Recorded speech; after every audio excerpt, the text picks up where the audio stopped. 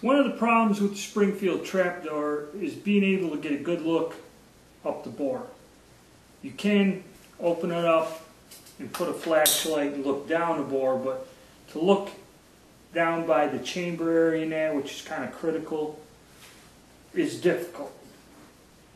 Now, with the big collectors and that, if you go on a website, there's a guy that makes a device which is a replica of a bore inspection device. He wants $75 for it. It's made out of brass and that. But I needed something quick, and I really didn't want to spend 75 bucks.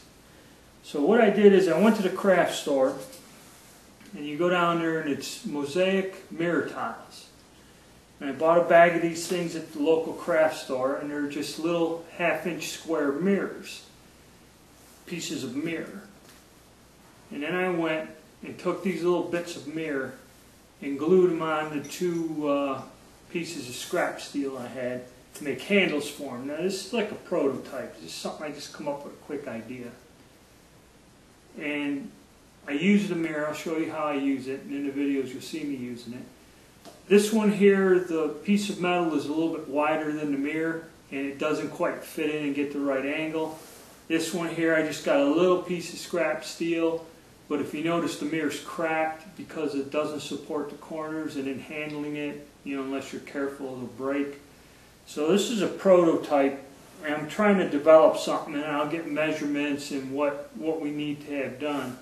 But how it works is, and I'd like to make something like that thing that you can drop into the action. You open the action up, and you just put the mirror down in there and look at it with a light source, and you can look, get the light from the window, you can look down the bore and look at the condition.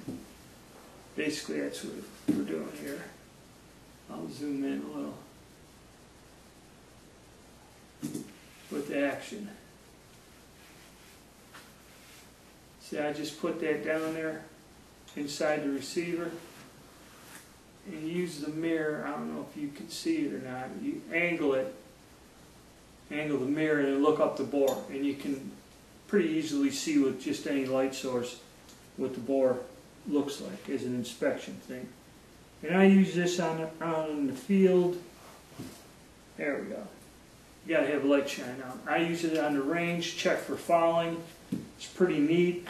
I'm going to work on perfecting that a little better, but that's just an idea, a useful little tool I've come up with to help you work with this gun.